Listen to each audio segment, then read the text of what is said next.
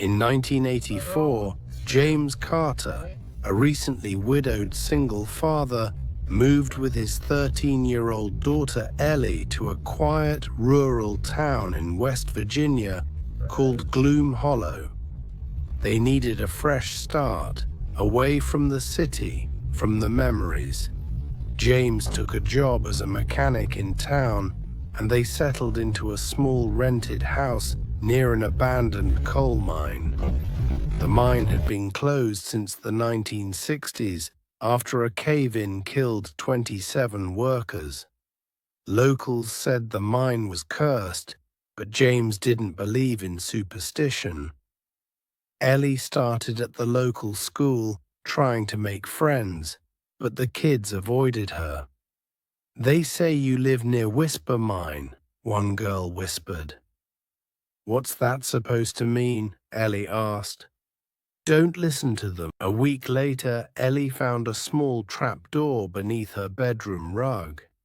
Curious, she pried it open and discovered a dusty, yellowed map with the words, "There's something still alive below." It was a hand-drawn tunnel system from the old mine, with one section circled in red and labeled The Vein. That night, James came home with his hands covered in grease. Ellie showed him the map. He went pale. "Where'd you find this?" "In my room," she said. "You didn't open the mine, did you?" "Number?" "Why?" He didn't answer, but that night James called someone.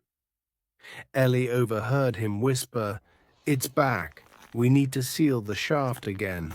A few nights later, Ellie woke to find her father missing.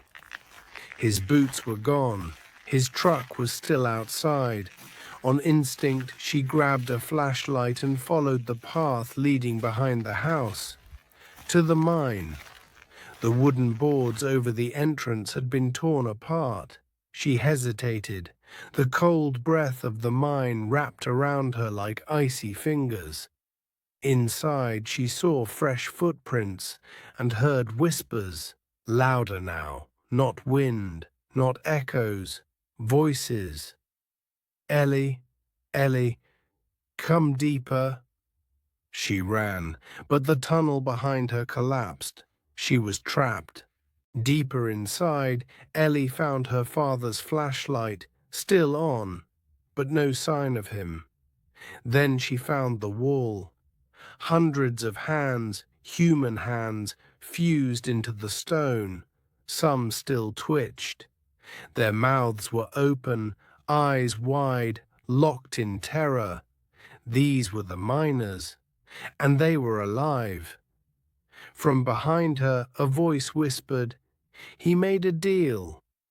Now you will too." A figure stepped out, tall, shadowy, with coal dust skin and a grin made of cracked teeth. "I keep the ones who break the pact," it said. "Your father offered you to stay free." Ellie screamed. She was back outside. Days had passed. She staggered home. But the man in her house wasn't her dad. He wore her father's face, voice, clothes. But he wasn't James. When he saw her, he smiled.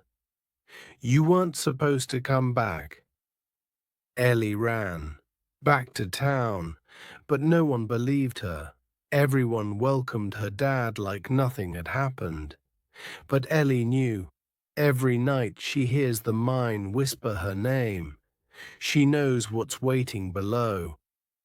And one day, when the voice calls loud enough, she'll go back.